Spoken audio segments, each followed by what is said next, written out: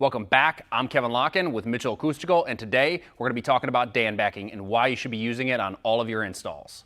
When we're working in hotels, assisted living, or medical units, some of the things that we have to hang typically are on the heavier side, whether it's x-ray machines, bigger fixtures, handrails, grab bars, that kind of stuff. A lot of times an anchorage system, whether it's a screw, zip it, or anything else like that, won't hold enough. So we have to hang strips of plywood, which we inevitably have to cut piece by piece by piece by piece, and we're working with metal studs, so when we run them in there, we have to cut a flange down the side, and that just takes a really long time to do the installs. So I'm gonna go ahead and show you how we would run a typical piece of plywood to hang a piece of backing.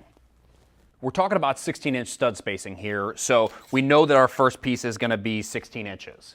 But the other thing about steel stud framing is that there's a little flange on the inside. So what I have to do is I have to rabbet out a piece inside that's about 1.25 inches to the center of it. So I'm gonna cut a couple strips inside there so I can fit it in there and it gets snug and tight so that when I screw it, that it's snug.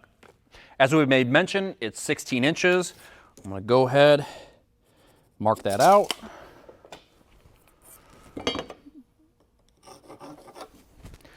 Then I had a rabbet over on this side at about 1 1/8 inches to about 1.25 inches. So I'm going to do a couple cuts so that I can notch this out here.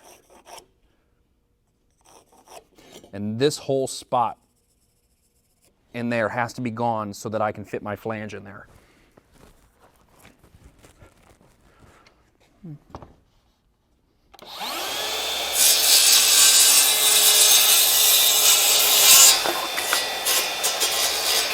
So as you guys can see, this will be enough for the flange. I'll have a little bit of wiggle room in there so I can place it where I need to place it.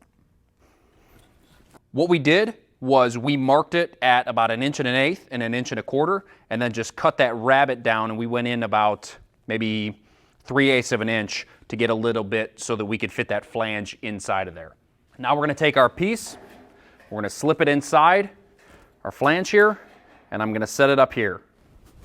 What I would normally do, take a clamp it, there's a little bit smaller piece, clamp it, take 2.25 inch screws that I don't have.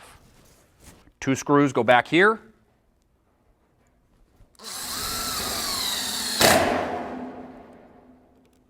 and you could do 1, but your board would twist. I go through it. And that's our normal install. What'll happen is a guy will come through with a table saw, run 6 8-inch pieces. He'll get about 32 to 40 pieces, depending on whether or not it is 16 or 24-inch framing. He'll then run a rabbet through, and typically each piece will take, or each sheet of plywood will take 30 to 45 minutes, depending on how much a guy can crank out. But we've got a better alternative. This is Danbacking, and it was something that I had found about 4 years ago when we were doing appliance store installs where we were having to do all of these kitchen installs up and down these aisles. So what we had to do was we had to create 2 pieces of backing for each cabinet at the bottom of 40-foot walls on both sides, and for uppers and lower cabinets. Don't ask me why we had to do lowers, but we did. So what this will actually do is these are cut to 15 3/4, and then it has a big rabbet down the middle, and it's covered by a plate of steel. So you no longer have to run 1.25 inch screws. You could just run mini screws inside of these strapping, and you put up 4-foot pieces at a time. Then your next question is going to be, well, how much do these cost? These are typically $6 to $8 a piece, but you can maximize it because you're not having to make any cuts. You may have to make a cut in the middle of the board, but that flange is already there for you, so you're just cutting a small piece where your wall extends or it contracts or something like that. So this makes it so much more efficient, which eventually saves you money on the long run. So we're gonna go ahead and show you guys how to install this. So I'm gonna go ahead, put my gloves on, and then we're gonna do the quick install, 4 foot of this backing. So I'll take this first flange, I'll bend it over, put it in there, and over, put it in there, and over, put it in there.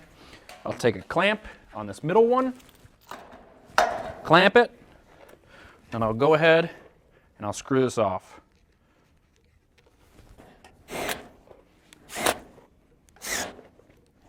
So as you guys can see, I just put up 3 pieces, 4 foot of backing in 10 to 15 seconds, where it took me minutes to just cut this, rabbet it, and then put it up. So the time and money saved of having to run hundreds of feet of backing is well worth the cost of $6 to $8 each piece to have this.